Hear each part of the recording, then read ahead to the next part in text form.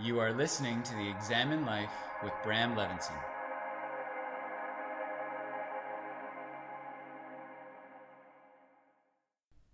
Happy New Year. Happy 2020 to all. Happy, healthy new year, new cycle. I am coming to you from Rome once again. And for this first podcast of the year, I wanted to speak not at length. I'm not going to go too deeply into this, but I wanted to talk to you all about a concept that I have been thinking about recently that I think is a really interesting one. And it is the concept of liminality, specifically liminal phases. Liminality is a term that refers back to social anthropology that defines a central stage of transition, of change. And so when change occurs, and that could be an invited or uninvited change, what happens is there is an initial phase where something occurs, there is a catalyst, then there's a liminal phase, and the liminal phase is a phase where the person who is experiencing the change no longer has the preconceived notions or beliefs or opinions that he or she might have had about whatever was going on, but they haven't yet come to the last stage, which is the stage where order and structure and calm get introduced into the process. And so the stage of liminality is really, when defined through sort of a rite of passage lens, it can be a very tumultuous stage. But I'm referring to the term liminality or liminal spaces as purely a transitional phase. It is in terms of a liminal space, this is a space between one point and another. Liminal spaces can be geographic, right? So a liminal space can be a tunnel. It can be a passage. When you go into Scotland and you find those, I think they're called closes, those very, very narrow alleys between two buildings. These are transitional spaces. And so liminal spaces really refer to how we get from one place to another.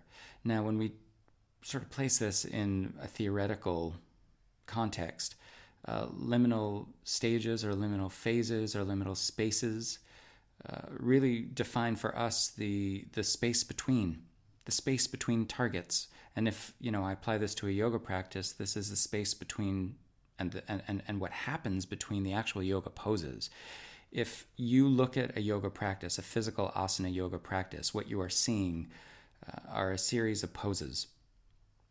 And if you are, let's say, in a vinyasa practice or even a hatha practice, you're going from pose to pose to pose to pose to pose. And typically, and very often unconsciously, we are so focused on getting the poses that we're paying less attention to what happens between the poses. We're paying less attention to the space between those poses. We're paying less attention to how we are, whatever effort we're expending between those poses. We are almost unaware of what's going on between those two moments. All we know is we're getting from one thing to another thing to another thing.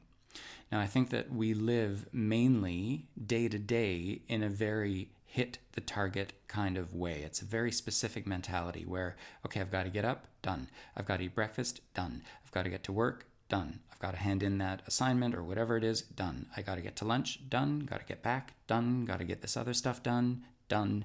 Get home by a certain point, and so on and so on.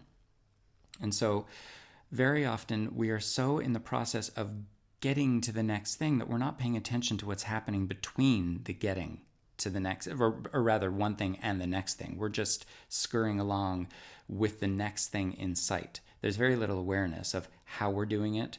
What is our cognitive state? What is our emotional state? Are we present? Are we paying attention to our environment? When you look at the relationship we have with technology right now and coffee, those two things, you will see, especially in city centers, you're going to see people holding a coffee cup in one hand, looking at their phone in the other, gradually and eventually sort of looking around the screen, the black mirror or whatever they're looking at, so that they don't bump into people, or at least don't bump into people all the time, and are aware of potential hazards. But nonetheless, that cognitive and actual space time between whatever it is we're doing very often gets filled with distraction. It gets filled with, okay, I don't need to pay attention, or I need to answer this email, or whatever. But we're not aware of our surrounding. We're not aware of our feet touching the ground. We're not aware of the people around us. And in some cases, we're not aware of not only the hazards around us, but we're not aware of the possibilities around us. We're not aware of what's going on literally around our bodies that potentially could be opportunities that lead us to new ways of doing things, new people that we can meet, that kind of thing. And so the concept of liminal spaces for me is a really important one, because what it's doing is asking us to pay attention to the space between the targets, the space between, the time between this thing that we're supposed to do and this thing that we're supposed to do. What happens between the two, instead of just racing from one to the other to try and get everything done and to tick everything off of our to-do list. We should be paying attention to what is happening between those two moments. How are we? How are we feeling? What are we doing? And are we giving as much importance to the journey as we are to the destination? Now, I think this is a really, really, really interesting concept, obviously, because I'm talking about it. So liminal spaces, the spaces that connect one geographic area to another, or one state of being to another. This was a concept that sort of initially was brought to me by the book The Unlikely Escape of Uriah Heep. If you like sort of like literary fantasy, this book is brilliant. And in this book, liminal spaces is referred to as where the impossible happens, the spaces between. So theoretical liminal spaces are the spaces between worlds or realities. What happens between the yoga poses? What happens between you getting up and going to work? What happens between birth and death? Let's really think big picture. So liminal spaces, I think, are equally, if not more, significant. And I think essential to what they connect, because we tend to focus on the journey from the current state to a desired state, right? Instead of keeping awareness on the space between those two states. So someone who is ill, let's say, craves health, and waits until one can firmly attest to having attained health to be able to say, okay, things are good. But health, in my opinion anyway, health in itself is nothing without awareness of the shifts and the changes in cognitive and behavioral patterns. How do we learn through the illness? Because ultimately, I think dis-ease is a teacher unto itself. It's teaching us where and if there need to be little corrections in just how we are, how we operate. Health doesn't just happen, right? We create it to the best of our abilities. So ultimately what we seek, these moments of, let's say, optimal experience, referring back to another episode of the podcast, these moments occur in those shifts and those changes, in liminal spaces that connect before and after. Illness and health, darkness and light, ignorance and wisdom, and the journeys that work in reverse ways, right? From wisdom to ignorance, and light to darkness, and health to illness, and after to before, that kind of thing. But we learn in the liminal spaces. That's really what I want to get across here. This is a state that we learn in. And our attention, I think, needs to be trained to hone in on those spaces of transformation, to find what we can appreciate, what we can add value to. If we look at the journey of life, the ultimate destination is bodily death. Now, because bodily death is so stigmatized in our cultures, this is something that we're not encouraged to look at. In fact, we're encouraged to look away from it. So we're encouraged to look at all the other aspects of life that are a distraction from bodily death. If we looked at those stages, if we looked at everything that happens between birth and death as liminal, because it is, everything between birth and death of the body is liminal, it's transitional. If we looked at how we distract ourselves from either facing our mortality or even just being in a better relationship with bodily death, understanding, I guess, from a very Hindu perspective that death of the body is just death of the physical. It is not death of the energetic, and it's certainly not death of presence at all. And I think I said it in I don't remember which book, either in The Examined Life or In a Year in the Light, I referred to life after death. And life after death, essentially, for me is, if you have put hard goods out into the world that you created, like books, like art, like music, any of that stuff, well, I mean, that's life after death. But I think that we carry each other inside of us. In the last episode of the podcast from last year, from 2019, where I referred to Judy Woodruff, who was a student and a friend who passed away in 2019, she is very much present with me and with you all now, because I've talked to you about her. You may not have a visual, and you may not know, what the physicality of the Judiness was, but you have an idea a little bit of who she really was, because at the end of the day, the physicality is nothing. The physicality is nothing without the personality and without the Judiness that animates it and that informs it and that expresses itself through the physical body. So if we weren't so conditioned to not look at death, perhaps we would recognize that the distractions that we have that keep us from looking at death and being in a better relationship with it and finding comfortable in the uncomfortable, these also are liminal spaces.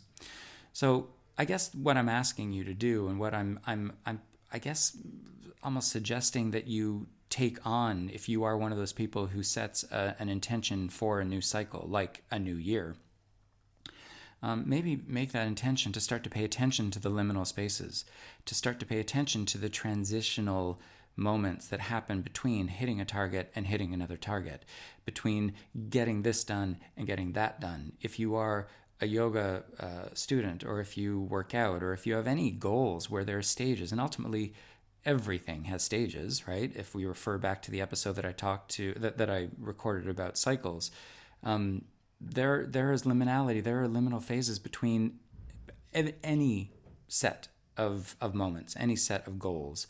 And so if we start to pay attention to how we are between the spaces, we will realize that that's what's more important. It's not about the destination, as we've all heard before, because we think that the destination is what it's supposed to be, but it's not. The destination is really it's like the lighthouse that is directing us in a specific way, in a specific direction. And because we think that that is the goal, we move in that direction. And as we move in that direction, we potentially meet people and environments and situations and opportunities that then bring us in other directions that we couldn't have predicted, because we weren't moving in that direction initially, without having that initial goal. The initial goal is just like a lighthouse or a signpost saying, go this way. What happens that way will bring us probably in other directions. And as we move in those other directions, we start to find the path that was laid out in front of us that we could not have predicted before. We could not have known what it was going to look like or be like.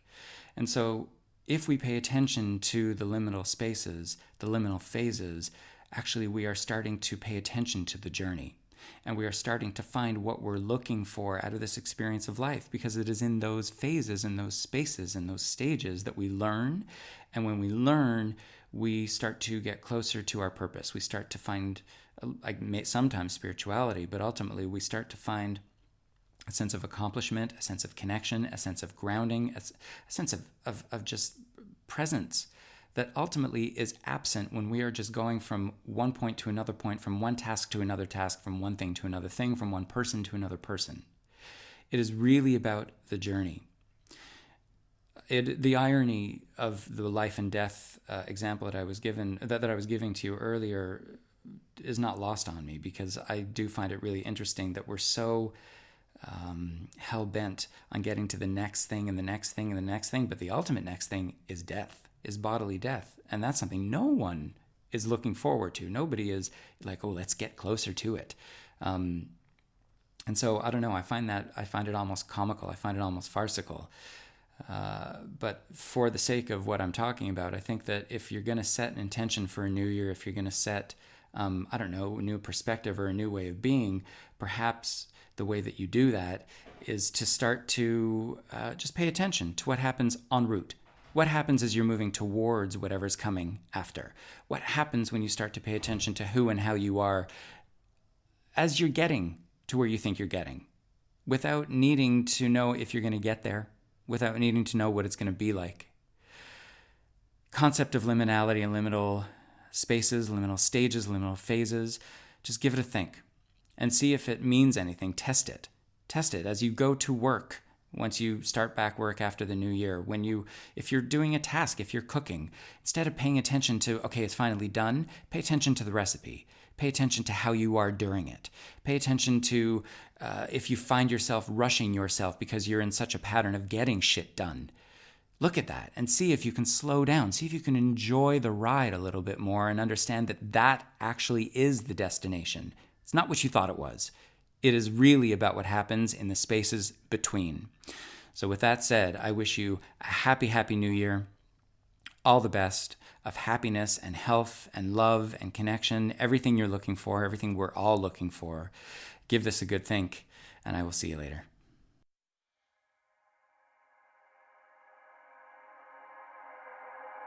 This has been the Examine Life with Bram Levinson.